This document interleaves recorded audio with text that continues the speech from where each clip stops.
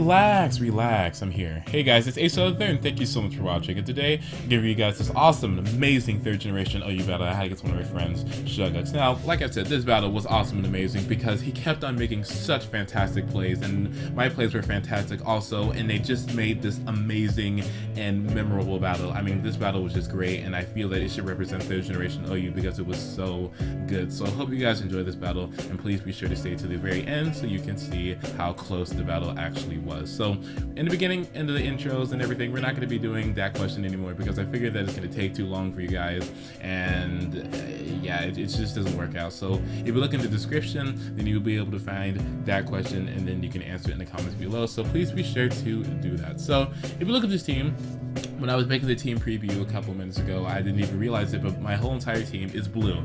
But my whole entire team isn't based around blue, even though blue is a fantastic color.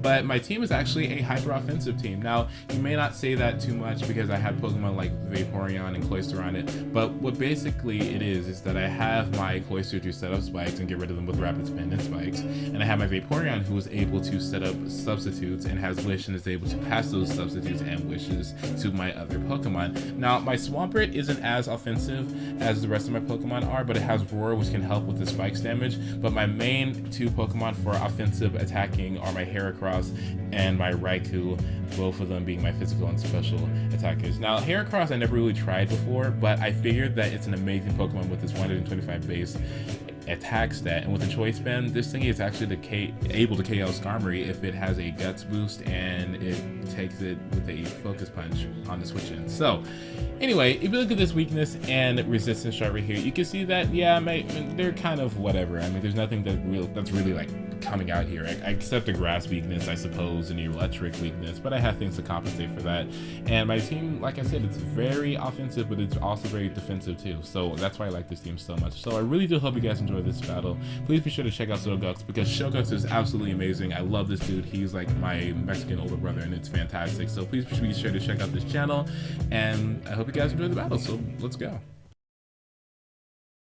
Guys, I just want to tell you that school is a bitch. School is literally the bitchiest place on the planet, and you can't get away from it. But when you're done with it, live your life and get away from the bitchiness. You just have to. So anyway, he leads out this Gengar as I do with my Snorlax, and immediately I just switch out into my Heracross because I figured that he might go for a Will-O-Wisp. And if he went for a Will-O-Wisp, I would have gotten my Guts boost, which essentially would have given me +2 attack. But he switched out into his Vaporeon, and I figured that was fine because my Stab, Choice Band, and Megahorns would do lots of damage to him or to anything that's in. So he happens to switch into a Salamence, leading me to believe that he doesn't have a Skarmory or anything else that can take a Megahorn. And due to this damage, I mean, that is a massive amount of damage. And the fact that he didn't have any leftovers, this means that this thingy is most likely going to be a Choice Banded or a Lumberry set.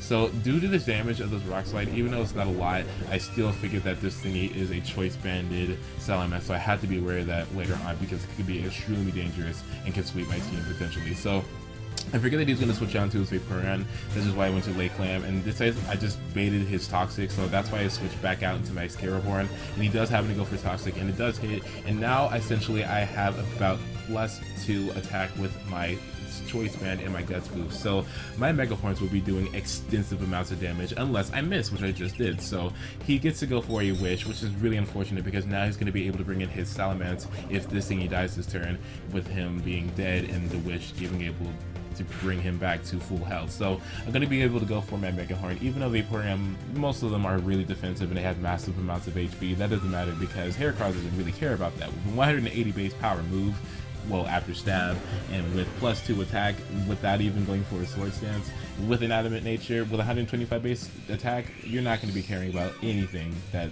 stands in your way, no lies. So now he brings in this thing. I'm like really kind of not afraid of it, so I'm going to be going out into my Cloyster, predicting him to not go for a Rock Slide, knowing that my my Swampert is around, and he does happen to do that. And now I'm figuring that this is the perfect opportunity for me to be setting up some spikes because I know they're going to be switching out into something else, bringing me going for Ice Beam. So I do predict this correctly, and he switches out into his Metagross, and I'm thinking, okay, Metagross, that's fine. but it's kind of sucking for him because I get to set out some spikes. So I set a 1 layer of spikes, which is excellent for me. I'm figuring that this Metagross really can't do too much to me unless it has something like Choice Band. I mean, even if he had Rock Slide, it's going to be doing the same amount of damage as Meteor Mash would do after factoring in stab. It's going to be 150 base power.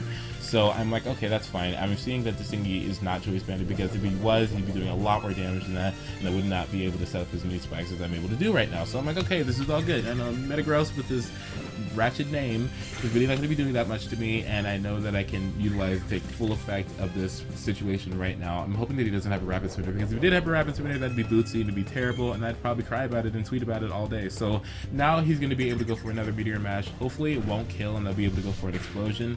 Now I do live it with a little bit of health, so I figured that that was like a little bit of a max damage calculation. I'm not really sure, but I did have to go for an Explosion.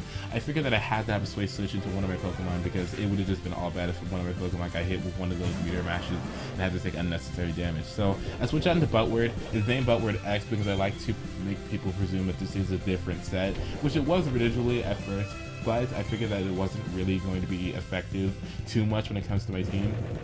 But he gets to go for an Explosion, and I'm like, okay, that is hugely detrimental. Like I said, my team, it needed this thingy. My Swampert is my defensive pivot, and it causes a lot of switches, and it had Roar. It was a very important Pokemon, and it's going to be really hard to stop that Elements now. So I figured that he's going to switch out into it, because usually the rule about, you know, double downs and everything is that you always switch out into your fastest Pokemon. So we both in fact do that, I think.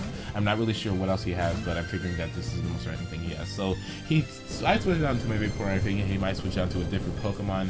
And fortunately enough, he gets to go for an Earthquake. It's not going to be doing too much damage to me based upon what it could do, but I mean, with the Choice Band, that is massive. I mean, wow. So he's going to go for another Earthquake. I guess he didn't know that Vaporeons have Ice Beam. I would have personally switched out, but he might have nothing else to go into, which is kind of terrible. So he's going to do massive amounts of damage to me with this Earthquake, and I'm figuring, like, dude, if he went for HP Flying, I would be dead right now. And even though my Vaporeon has massive amounts of defense, it doesn't even matter because Salamence is a G with a Choice Band doing all that damage. He needs to stop. So I get to go into Scarabor, which is my Heracross. I know that Heracross can't really take physical moves that well with a 75 base defensive stat, but I'm figuring with a Wish, I'll be able to get back to a lot of my health, and then I'll be able to, you know, scare this thing out with whatever. So now I do believe I get to go for another Megahorn as he just goes for an Earthquake, and I'm like, okay, I'm figuring that this will kill with my you know, +2 essentially of my large amounts of attack, and even though it's resisted, I'm really certain it's going to be doing too much damage to the and even take it out. So you get to go for Megahorn, doing massive amounts of damage to this thingy, but unfortunately, I think I got min damage on that, but he doesn't get taken out. I mean, he does have 80 base defense, which might have something to attribute with that, but even so, I mean, that is ridiculous. How can he do that? Wow. So he gets to go for an Earthquake. I figure I'm not going to be parting out my Heracross. It's too powerful to just let die, and he might have a slow kind of sweeping Pokemon like a Swampert or something, and my only option to take that out would probably be to just go into my Heracross and then go for a Megahorn and try to sacrifice myself just to take out this huge threat. So I get to go for a Thunderbolt. I'm figuring it's all good, but he switches out into a stupid Thug Trio. Now, I knew I should have stopped using Elegance 14, especially when I battle Schogux, because he always brings this thingy, and he told me that this is the team that No True Lever did, and unfortunately, I learned that No True Lever had retired from Pokemon, and this is a team that is really difficult to stop, so I knew I should have brought Zapdos. It was my best intentions, and it would have been best for me if I had brought it, but I didn't, which is super unfortunate, but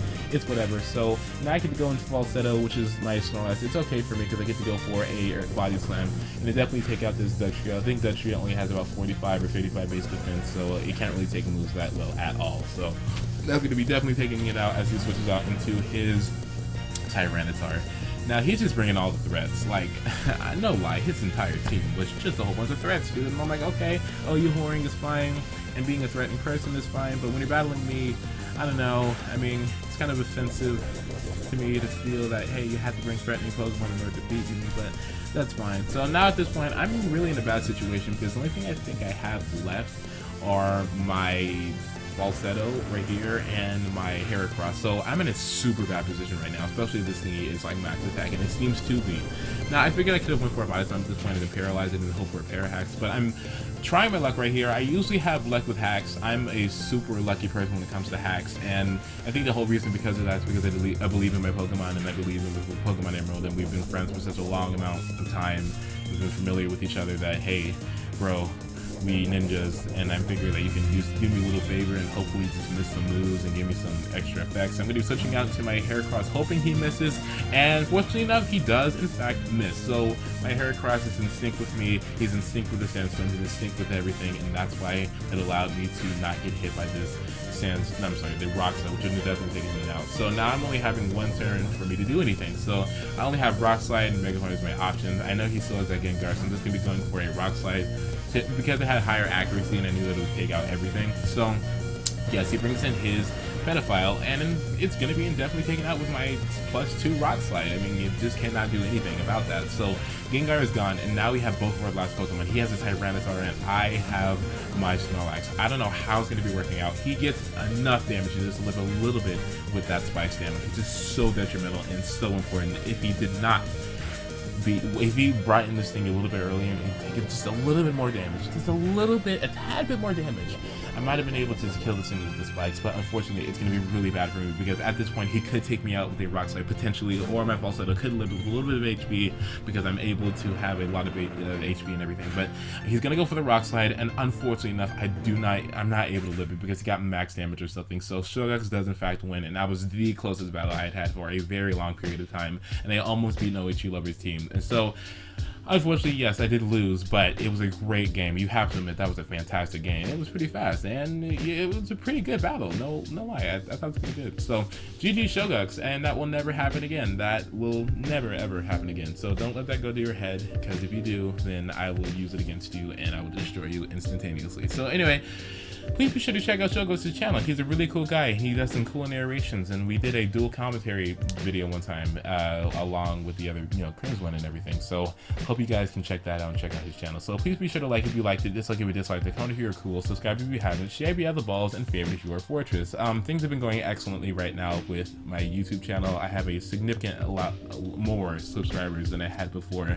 I just made a 700 subscriber special like about 2 weeks ago, and already I have about 750 or so subscribers.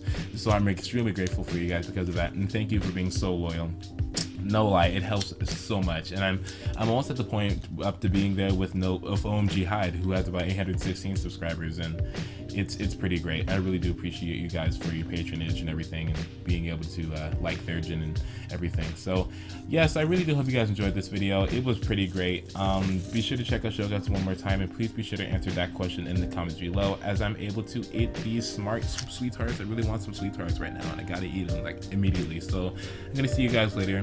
Once again, I thank you guys so much for watching, and I hope you enjoyed this video, and I hope you like Thurgeon a little bit more. Please be sure to try it out one day if you have the time to. So see you guys later. Have a wonderful and excellent day and weekend, and goodbye.